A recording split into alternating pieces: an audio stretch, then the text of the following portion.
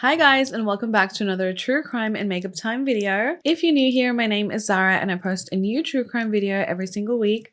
So if you love makeup and you love true crime, definitely leave me a comment down below letting me know what you want to see next. Also, if you don't have your notifications turned on, turn them on because a lot of you guys are not seeing these videos pop up. Okay, so today's case is another case of familicide, and I mean, these cases sometimes are like the scariest to me because if you're not safe with your family, then who are you safe with? We're going to be talking about Grant Amato and his deadly obsession with a cam girl. So let's get into it. So Grant and his family, they lived in Chuliotta, Florida. And I mean, Florida has some of the wildest cases. He lived with his mother, Margaret, who was 61 years old, and his father, Chad, who was 59 years old. And together, Margaret and Chad had 3 sons. Jason was the eldest, but he was actually Margaret's son from a previous relationship. And then Chad actually adopted Jason when he was 3 years old when Margaret and Chad hooked up. And then together they had 2 more children, Grant and Cody. Cody was born in 1987 and Grant was born in 1989. Chuliotta, where they lived, is a pretty small town, and the word translates to beautiful place. And it's a fairly small town. It's actually not that far from Orlando, but it's far away from the city to be classified as a rural town. Now, Chad, he was employed as a pharmacist and he also worked on computers in his spare time. And he worked hard to provide his family with a really comfortable life financially. Margaret, his mother, Grant's mother, was a really compassionate person and she loved horses. She actually regularly went to like horse stables to look after injured horses. And Chad and Margaret were just known as the most lovable and supportive parents. They lived in a pretty spacious 4-bedroom home on a really large plot of land. And Chad and Margaret actually bought a retirement home in Tennessee where they planned to retire to eventually. And the Amatos, they were really tight-knit, close family, and they loved football games. I think I read that they never missed a Florida Gators game. So their 3 sons, Jason, Cody, and Grant, they all got along together really well, but the brothers that were the closest was actually Cody and Grant because they were also the closest in age, and they basically grew up like best friends. When Grant and Cody were in high school is when they became really kind of like obsessed with health and fitness. They would join the school's weightlifting team and then they really would push each other to do really well in it. After high school, Grant joined Cody at the University of Florida, and this is when life really began to change for Grant. Now, Grant and Cody, they were best friends and they were also essentially on the same career path. They had the same interests and they, would follow and pursue like the same things in their career as well. They were both going through nursing school and anesthesiology school. After they graduated, or after they were supposed to graduate, Grant and Cody were supposed to both buy matching BMWs and then eventually buy their parents' home from their parents. And this was because, remember I said Margaret and Chad, they already bought a home in Tennessee where they were planning to retire to. So if Grant and Cody bought their family home in Chuliotta, is that how you say it?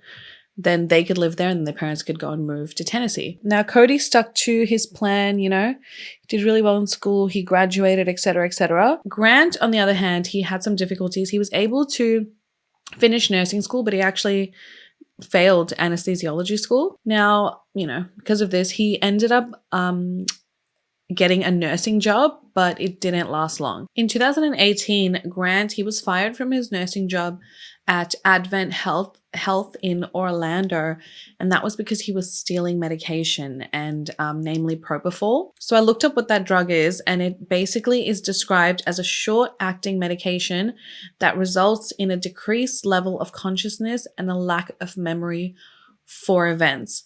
So I don't know if he was stealing this medication for himself to use it so that he could have a decreased level of consciousness, but he was suspended when this investigation began because they were also investigating how he was administering drugs to patients as well. They believed that he was not adequately administering drugs to patients in the correct manner, and when he was interviewed about this, like they questioned him before firing him, his explanation was he was administering propofol to patients because he felt, you know, through his expertise that they were not adequately relaxed. So essentially he was drugging them without having a reason to, or he had a reason, but it wasn't a valid reason. So the company ended up arresting him and then firing him. But somehow the charges were dropped, and that's possibly because Cody, his brother, he paid $8,000 for Grant's lawyer who helped him get out of the situation. Now, I don't know if you guys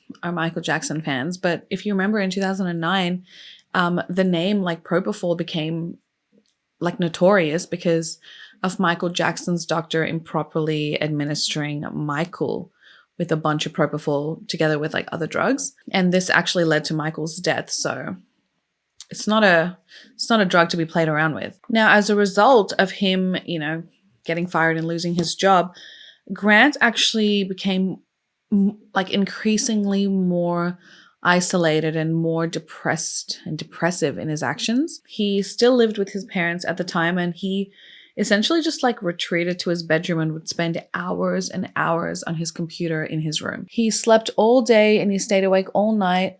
And this was because he was mainly gaming, and, you know, gamers usually play all night. So that's literally what he spent his time doing rather than going and finding a new job and trying to like fix his mistakes. Now, along with his mental health, his physical health also went down the drain. And he, remember, was into health and fitness. So this was kind of like very obvious.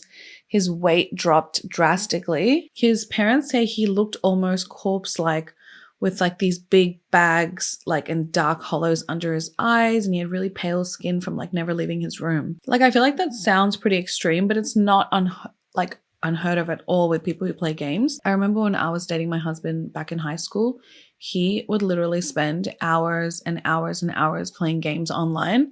And I think like a lot of teenage boys just do that. And I remember it used to piss me off so much, especially when he turned 20 and he would like keep doing that. I was like, what a loser. I'm like, who sits and plays games all night, right? But he would play with his friends and he would hang out and talk. And I guess that was his way of being social or whatever, you know. Now, you know, he never became sick like Grant or, you know, lost weight and stuff like that. But I remember thinking like, how can you stay up all night playing games? Like, I thought it was wild. And it's something I think I will never understand, but I don't think I can judge it, because what's the difference between that and staying up now and watching like Netflix shows all night, you know? Like, what is really the difference? Or watching true crime on YouTube for hours, you know what I mean? I've definitely done that. So I think like there's limits to things, and I don't even know if there's age barriers on how you should be behaving and things like that. But the problem with Grant, I feel like, was that he was like a grown-ass man, and he had a responsibility. He had a career that he was trying to achieve, but he flipped and went into this direction where he did nothing all day. Like a lot of like gamers and stuff that I know about my husband's friends, they still go to work and stuff, but they also play at night. So they essentially sacrifice their sleep, but they're not doing nothing all day, you know? Whereas Grant was, especially to the point where Grant's health was being neglected. Now online, Grant had a persona, so to say. Well, he did. He portrayed himself to be super wealthy and really successful. He claimed to be a professional gamer. Like, that's what he portrayed himself to be online. Like, that's why he was playing games all day. He would tell people online that he owned his own home and he had a BMW that he would drive around. And his online friends, obviously, they didn't know the truth. They didn't know him for real.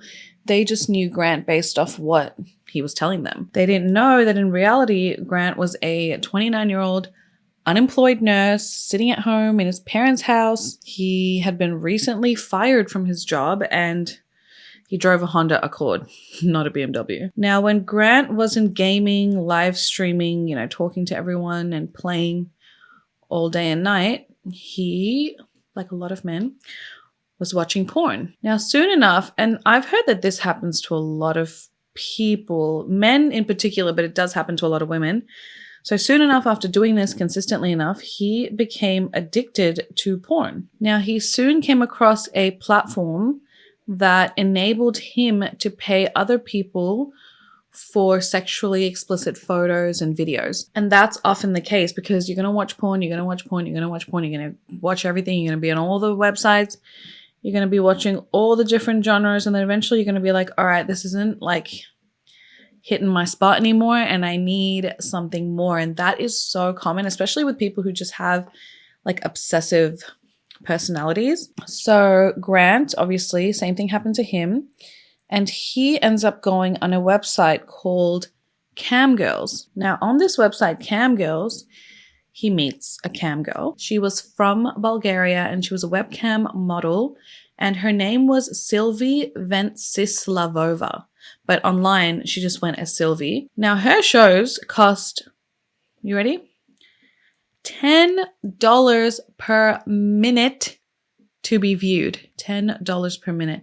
$10 per minute to be watched. And how many men are watching you? Women are watching you? Like, whoa. Grant became obsessed with Sylvie. This led him to buy 5,000 tickets. I think that's how the transaction occurred. So he bought 5,000 tickets for $600 so that he could just watch a lot of Sylvie. Like $10 a minute, guys. I'm really in the wrong field. Like, cam girls is where it's at. Like, that is amazing. They are winning. By the way, Grant would apparently watch her every night for $600. So every night she's making $600. I mean, I'm sure the website takes some of the money, but every night she's making around $600 from one person. So you can imagine how many people were watching her. Even if it's like 3 people watching her, like,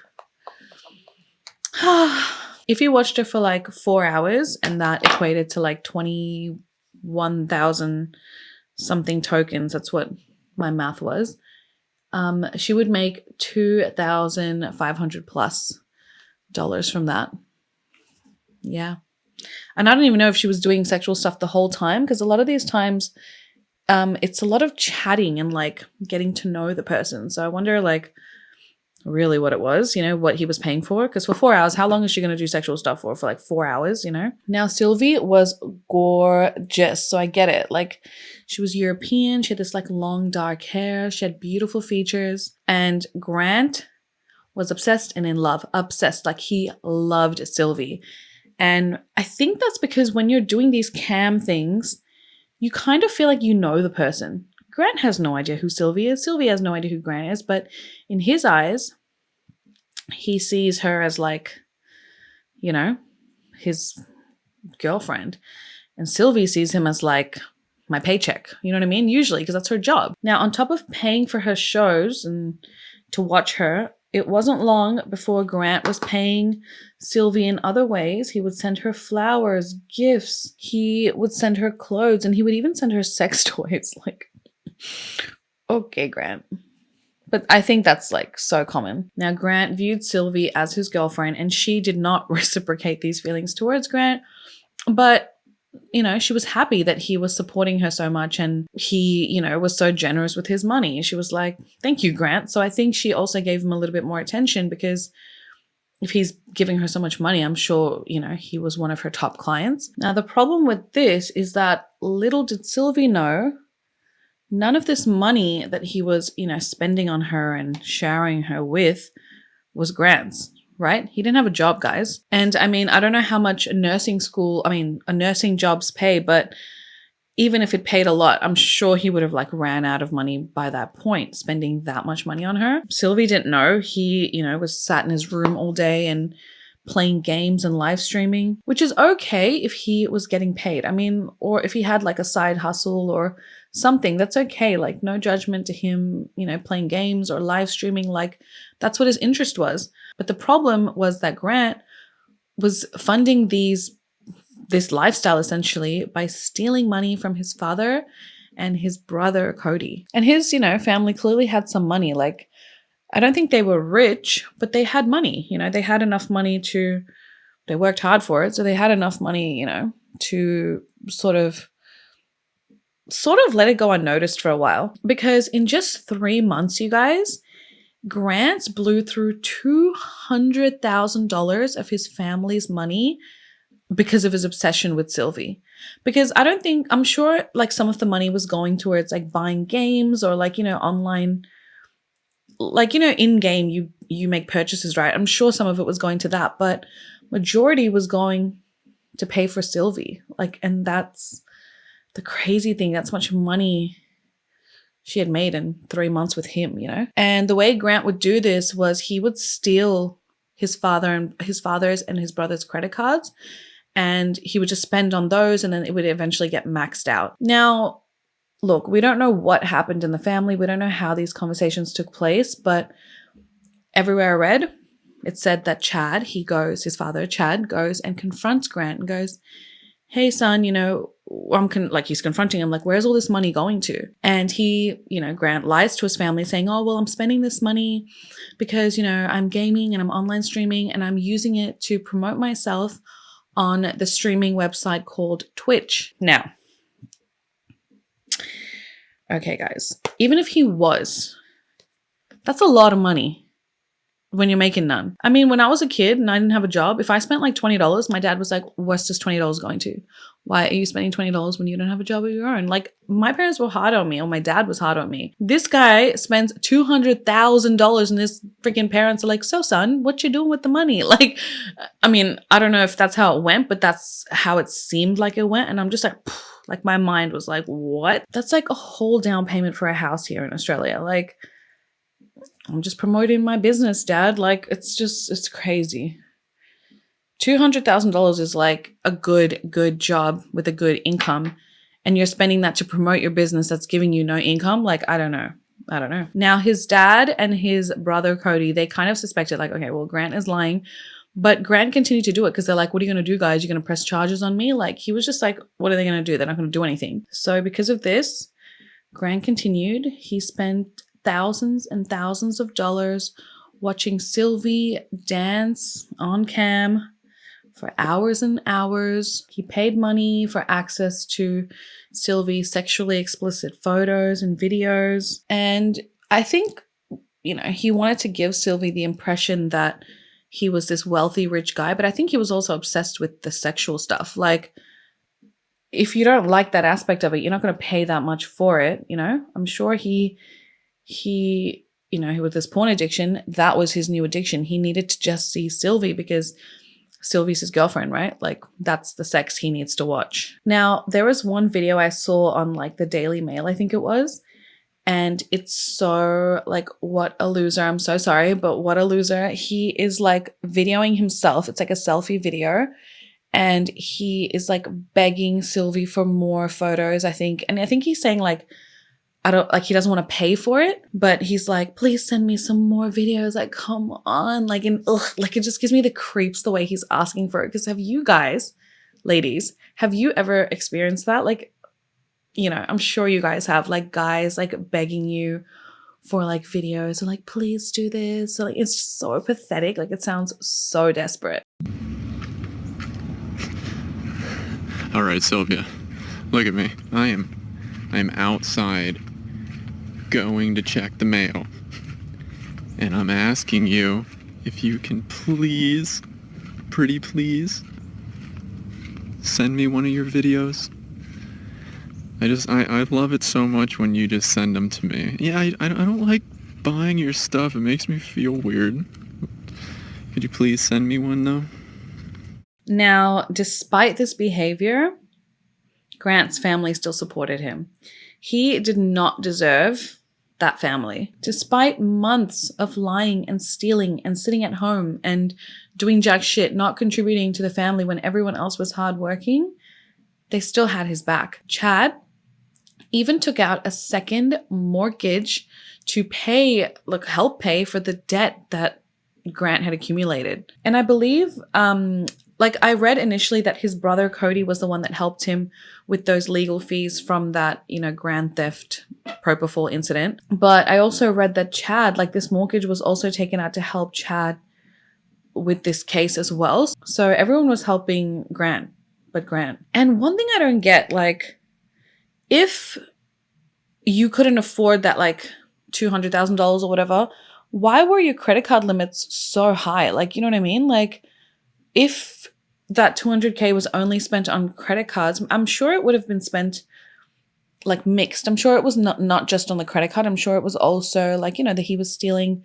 their actual funds, because you wouldn't just have that limit, right, on your credit card and then you wouldn't be able to pay it off, you know, because it would come monthly. It wouldn't come 3 monthly, which is what they said he spent it accumulatively over. Does that make sense? Then it came to Chad's attention, so when he took out the second mortgage and stuff, that Grant, at this point, he was trying to fraudulently obtain a line of credit, a new line of credit in his dad's name.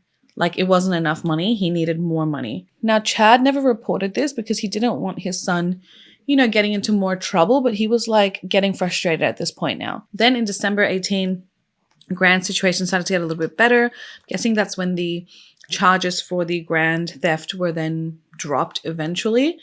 And also Cody planned a trip to Japan for him and Grant because that was like their dream destination together. They really wanted to go and explore Japan. That was one of their goals together. And Cody wanted to do this for Grant because he wanted to take him and help him sort of get his mind a little bit clearer so he can think straight and just figure out what his next, you know, move was.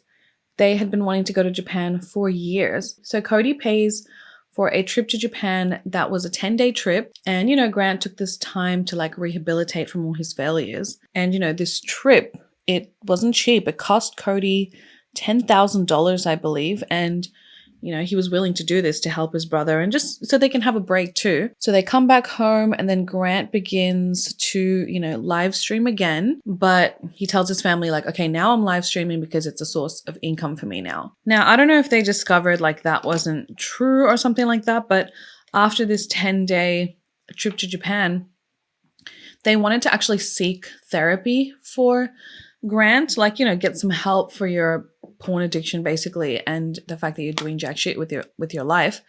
So Chad and his son Grant, they ended up like just fighting and clashing all the time. Chad basically tells Grant like, you sit here, you do nothing with your life, you're playing games all day, you're spending our money, you have this freaking porn addiction, like you're doing nothing. You're, you know, paying this girl who you've never met and you probably will never meet online, and you know, you make no income. It's getting to the point where it's too much and we just want you to get your life back on track. Like, we want you to fix it. And I don't even think that's like super unreasonable. Like, my parents would have kicked my ass, and like his parents were still trying to talk to him and like be reasonable, you know? Like, I feel like he had it kind of easy. He wasn't afraid of them. Now, on December 19th, 2018, his dad and him get into a pretty bad fight at this point. And Grant's like, no, I'm out. So he like leaves the house. And I'm like, where are you going to go, Grant? But he leaves the house and he texted his mom like, you know, I'm really sick and tired of everything and I'm just going to go handle things, you know, my own way. What his own way was, we don't know, but he was done. So, you know, as most moms do, you can sort of be enablers, and she was really worried and really upset, and she didn't want anything to sort of happen to him. You know what I mean? Like, it's her son still at the end of the day, and he was the youngest son too. So she was really worried, like, as to what he may do. So she goes and she reports Grant missing to the police because she says, you know, like, he has these strong feelings of worthlessness and I just don't know what he's going to do. So she wanted the police to like check on him. So as it turns out, Grant had actually driven to his aunt Donna's house, and that was his dad's sister. And, you know, when Grant arrived at her house, Donna says that Grant just kind of looked like gaunt and exhausted. Now, Donna obviously let him in, and she states that he ended up just spending the days at her house, sleeping all day and staying up all night. Soon after Grant's arrival into Donna's house, she started noticing like weird, you guessed it, transactions in her bank account. And I don't even know how he got access to her bank account. And obviously these transactions only started taking place once Grant had moved in with Donna. She figured out Grant is stealing money from her. So she checks her bank account and she realizes that the only thing popping up that's like consistent is the name of a website called Cam Girls. Like, he is an absolute idiot. I'm sorry. Like, he was past the point of even caring about getting caught if he was doing this to his own aunt's like bank account. Like, stealing from your own aunt who like doesn't have anything to do with your issues. Like, you're stealing from her. Like, it's pathetic. Like, wouldn't Sylvie, like, imagine if Sylvie actually realized like who he was, you know? So Donna, she obviously goes to Chad and she complains to Chad, like, look what your son is doing, you know, like, he's stealing from me. But Chad, you know, speaks to Donna and he's like, please, please, he's like begging her, like, please don't press charges. Grant's really struggling right now. He's going through something. He tells Donna, you know, like, Grant's been causing us a lot of grief the last few months. And, you know, it's costing me so much money that I have to pay back all his debts and things like that. But he begged Donna, like, it's just not the right time for you to essentially get involved. Like, he was basically telling her, like, don't get involved. Just leave it for now. And Donna says that Chad told her, you know, I'm going to have to work for a few more years than I thought initially. And, you know, that's okay, but I have to pay back these debts. He said, you know, I'll do it for Grant. You know, I don't want him to go to jail. I don't want his life to be messed up. So essentially, I'm going to just keep covering for Grant. Now, Donna was pissed, you know, her money, it's her hard-earned money too. But she ends up just throwing Grant out of the house and she doesn't press any charges. And I understand why she doesn't press any charges. It's her brother's son. She doesn't want to ruin her relationship with her brother, you know? Cody also goes and speaks to Donna and says, you know what, Cody, I'm so sorry about what Grant's doing. Like, I'll pay you back, like, for all his, you know, mistakes, essentially. Like, please, like, just leave it. I'll do it. Like, what a brother Cody was. He made a ton of money. He made a good amount of money. And he was willing to just spend all his hard-earned money to fix Grant's mistakes. They're not even mistakes at this point. Like, he is deliberately just been like, psh, YOLO. And it's not like Grant was even using this money to pay his own bills. Grant's paying Sylvie's bills. So anyway, a couple days later, on December 22nd, 2018, Cody, Chad, and Margaret, they all stage an intervention for Grant. They're like, enough's enough. They came to Donna's house and they speak to Grant and they're like, you need to get help. The three of them then drive Grant to a rehabilitation center in Fort Lauderdale. And Grant, you know, voluntarily enrolls into this 60-day program for like sex addiction. But after only about 2 weeks, on Jan 4th, 2019, Grant's like, no, I'm done. And he just drops out of this program. Now, I think, again, the most messed up thing is that Grant doesn't care, okay? He really just genuinely doesn't care, because I'm sure Grant knew this as well. When they signed up to this program, they also committed to the clinic that they were going to pay the clinic's fees, which is $15,000 for this like 60-day program. So on top of that $200K and other money and Donna's money and all that kind of stuff, there's another $15K to add on to it. Onto Grant's growing debts. Now, the next day after he drops out, Chad's like, okay, he's finally getting like hella pissed. So he takes Grant to the California Pizza Kitchen, like a restaurant, for lunch. And he's like, we need to talk. Chad even tells his son, okay, look, I can forgive you. I can forgive you for everything, but I will forgive you on my terms. I will take you back and you can come live with us, resume everything, as long as you follow my rules. And he takes out like this handwritten note with a bunch of rules on it. And he says, you can come, stay with us.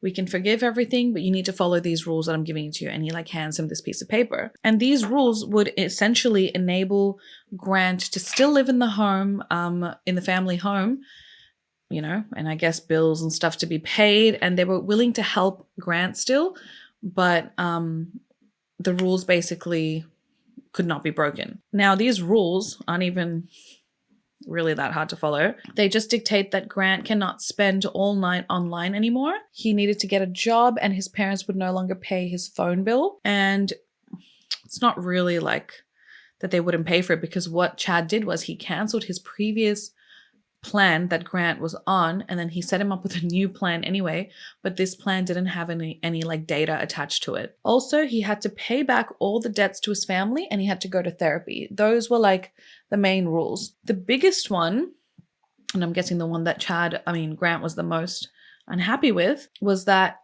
Grant was no longer allowed to communicate with Sylvie, and if he was ever caught doing so, he would be kicked out immediately. Now, when Grant was in rehab for those 2 weeks, Chad went and accessed his computer. He found, everything from Sylvie.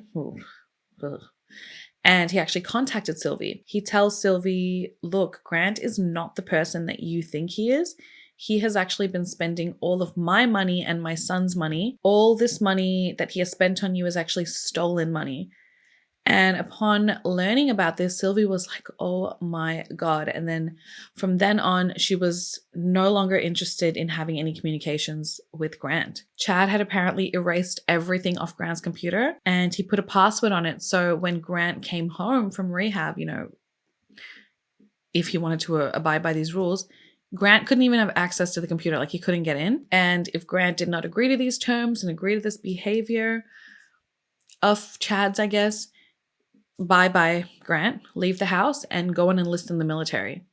Those were the family rules. Basically, Chad was like, figure your shit out. Like, oh my God, these are good rules, but how did Grant feel? Like, if he was obsessed with Sylvie, obsessed with his computer, obsessed with everything, the way of life that he was living, this would make him lose his mind, no? Not only that, like, Grant literally was doing whatever he wanted. And it just doesn't seem like he was like that prior to losing his job. So was that connected to his new sort of behavior and his new addictive behavior? But I don't think you just become like that. So I'm sure like he was always like that, but this just brought it out in him. The no job, the parents just letting him kind of do whatever he wanted, which in their mind, they probably thought they were just like giving him time to figure it out. But he ended up developing this porn addiction and gaming addiction. Now, okay, Grant's back. All seems well and good.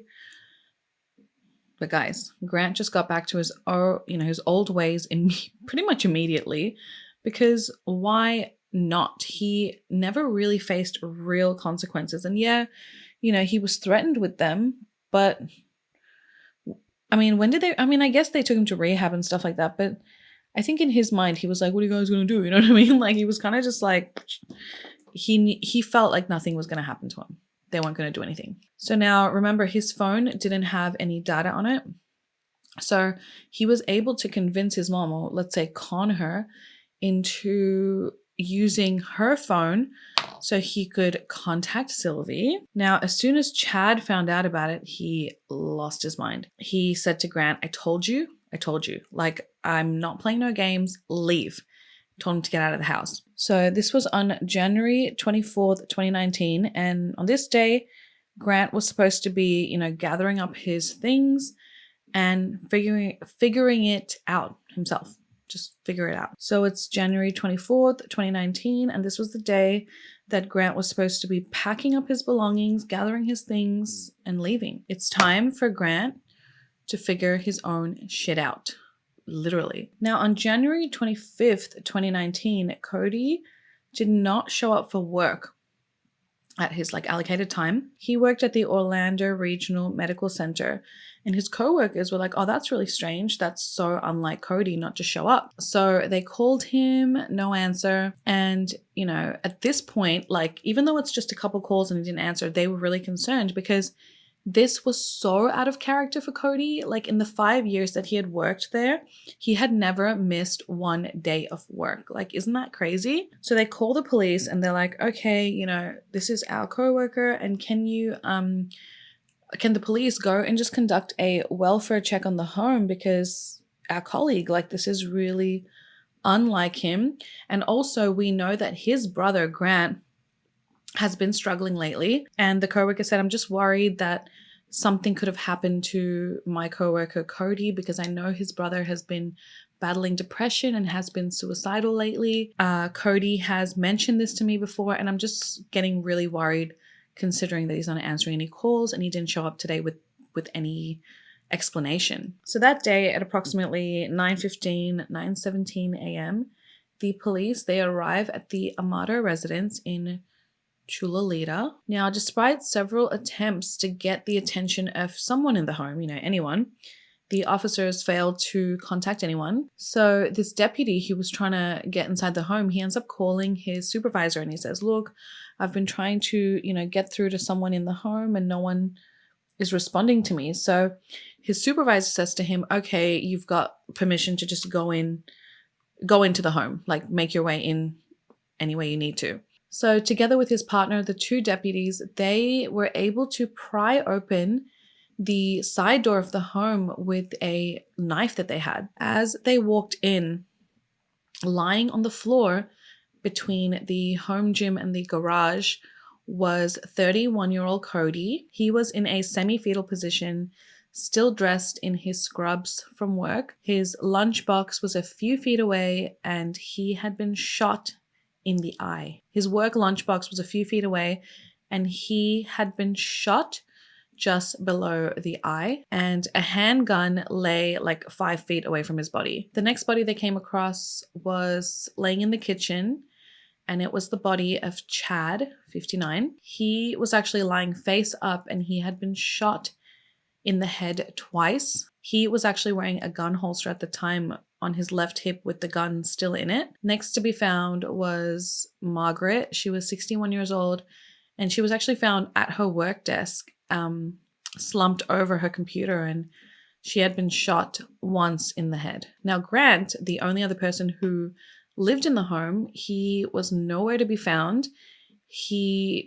There was no signs of him anywhere, and also his cell phone had been disconnected. So officers are obviously stunned at this scene. It's a really sad scene. I mean, it's a whole family murdered. So the next day, they managed to track Grant down. He is found at the Doubletree Hilton because the police put out like a bulletin for his car and they find the Honda Accord in that parking lot. So when they find Grant, they ask him, can you come in to be questioned? And he was like, sure. So at the interview, it was conducted by two detectives. One was Anderson and one was Multari. At this interview, they're talking to Grant and he is like super confident. He's super chill and he's just talking about his like love for gaming and his passion for live streaming. And then in the midst of that, he, complains about his family here and there. Grant then starts describing his father, Chad, and he says, he's really overbearing. He's super, aggressive, and he's physically violent towards, our family, my mother, Margaret. He even, laid hands on me and my brother, Jason, but he never touched my brother, Cody. He tells detectives like, yeah, I've been spending a lot of my dad's money, on this webcam model named Sylvie. How when he looked back and thought about all the money that he spent and how it wasn't his, he wasn't proud of it and he felt it was foolish. He said, spending that amount of money, it's idiotic, especially when you're not the one making the money that you're spending. He tells the detectives his father hacked into his account, his computer,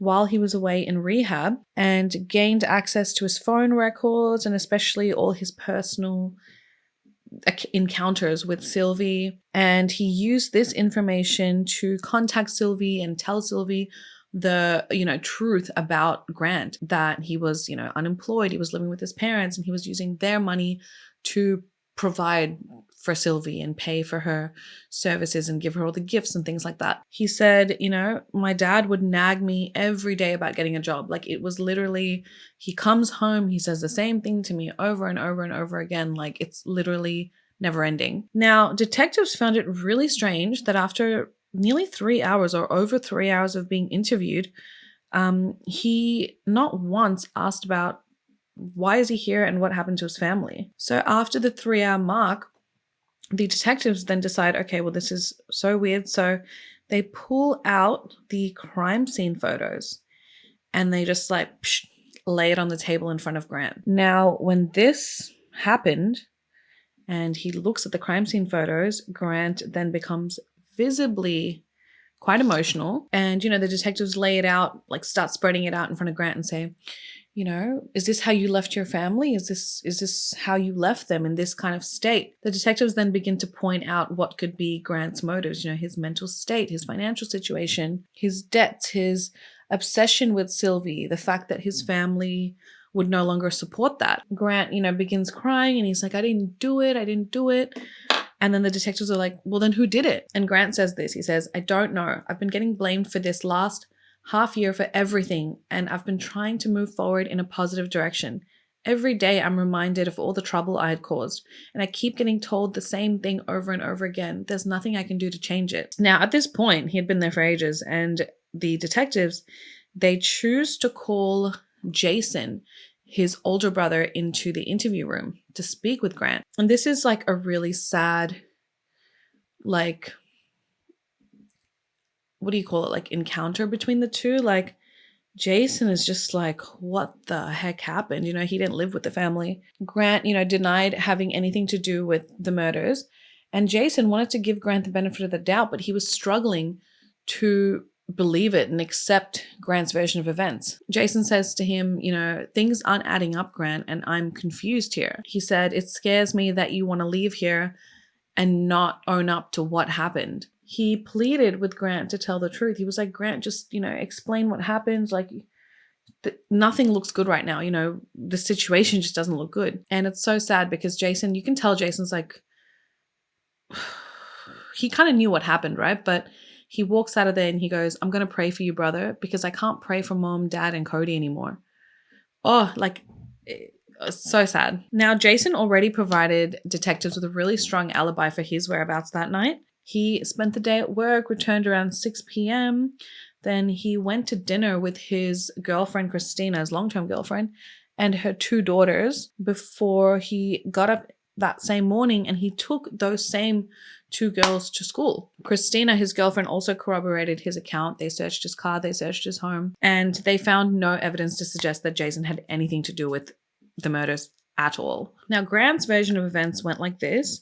He said on January 24th, he had been home preparing for a job interview all day when his father came home. And as soon as his father came home, you know, they broke out into a little bit of an argument because his father had found out that Grant had still been communicating with Sylvie. And then he found out he was doing this using his mother's phone. Now, this was true, but he insisted that his mother had given him permission to use this phone for, you know, that reason. He then says his father, Chad, grabs him by the shirt and then drags him, you know, around and says, you need to leave the house right now. He says he packed his things, and then him and his father, they stood in the driveway for another hour and a half talking. And then as he was essentially kicking him out, Chad then gives him a credit card to use for, you know, a hotel for that night. He says following this, Cody comes home and then he speaks to Cody for a little while and then he leaves. He says that as he's leaving, he says goodbye to his mother,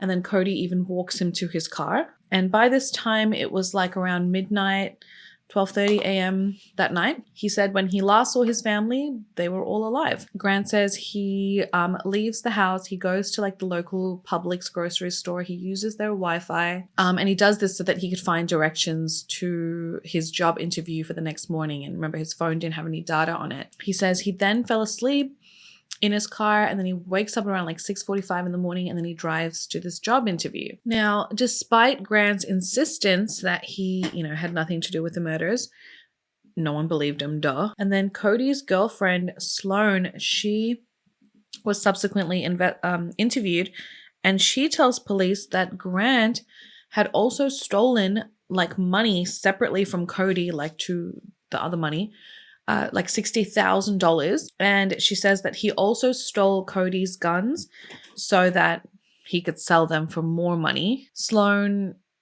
tells the police that how Cody had mentioned to her that he was getting more and more worried for Grant because Grant was becoming more and more unstable and he was worried that he was going to kill everyone. So on January 28th, 2019, 29-year-old Grant is arrested and he was charged with 3 counts of first-degree premeditated murder. He pled not guilty to all the counts, and he was being held in the county jail, and it was on like a $75,000 bail, but he couldn't make bail obviously because he had no money, and police banned him from being able to use his parents' money or his family's money for the bail. So his trial began pretty soon after on July 23rd, 2019. Prosecutors alleged that he killed each of his family members and then staged the crime scene to look like a murder-suicide, and which he was going to pin on his brother Cody by putting the murder weapon next to him.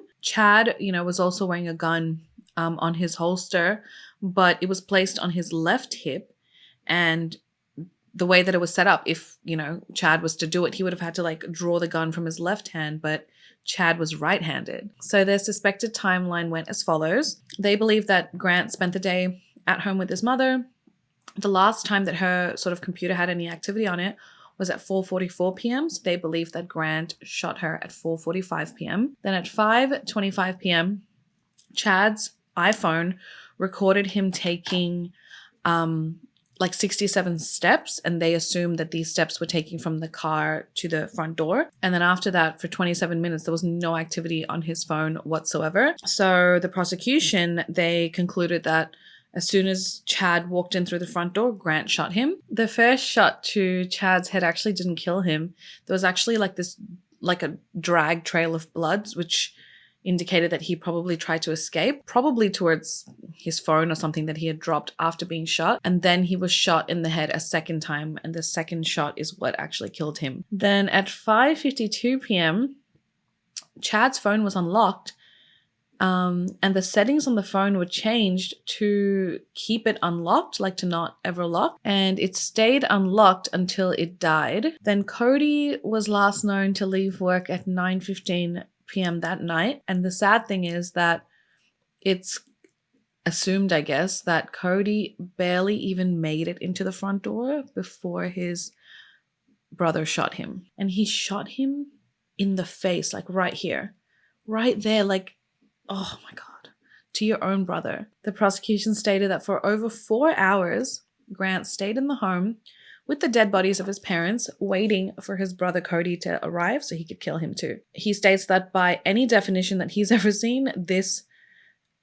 defined these murders as cold, the coldest he had seen. Then a neighbor of the Amatos actually testified that she did hear gunshots between the hour of 8:30 and 9:30 p.m. And she didn't know how many shots exactly were fired, but she knows that it was less than 5. At 11:30 p.m. or thereabouts, a thumb drive with over 600 photos of Sylvie were then plugged in to Grant's computer. You just killed your family and you still want to freaking look at porno pictures of this girl? Like, what a freaking loser.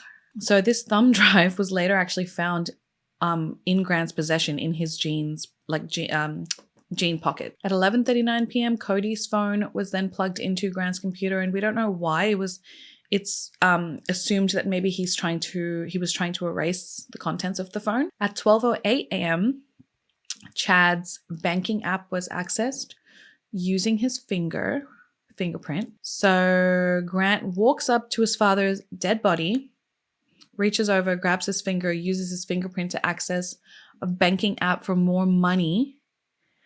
Like, this guy. Later on, when the body was being looked at, Chad's body, his index finger had less blood on it than the other ones, indicating that, Grant had like wiped the fingerprint clean so he could access the phone. Then, are you ready?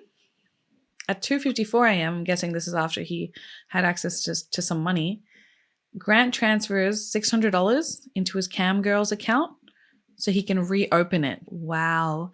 Your family's dead?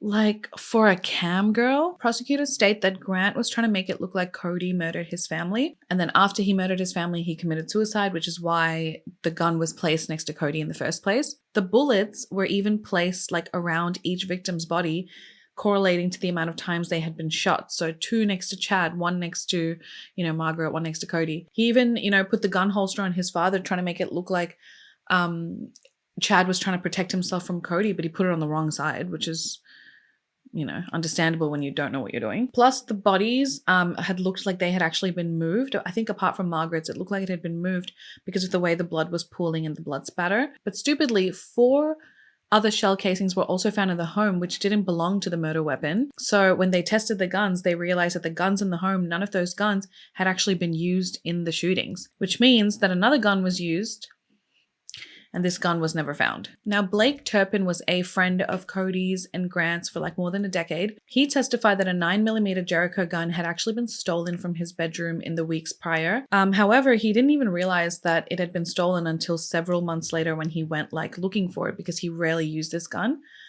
So when he realized that it had gone missing, he reports it to the police. And he said a few weeks before, the murders took place, he had Grant, Cody, and a couple of other friends over at his house to play video games. And at one point in the evening, Grant excuses himself from hanging with everyone to go use the bathroom. And this friend Blake says that Grant knew exactly where he kept his guns. But because this, the murder weapon was never recovered, and neither was this gun, they couldn't link the two. But it's kind of like theorized that, well, that's what he used. Now, Grant's defense attorneys said that the prosecutors failed to actually provide any real evidence linking Grant to any of the murders. They stated that police improperly processed the crime scene, that, they straight away looked at Grant without even considering any other suspects at all. They tried to debunk the prosecution's timelines as to, who would have done this in the middle of the night, like who accessed these bank accounts, who accessed these phones.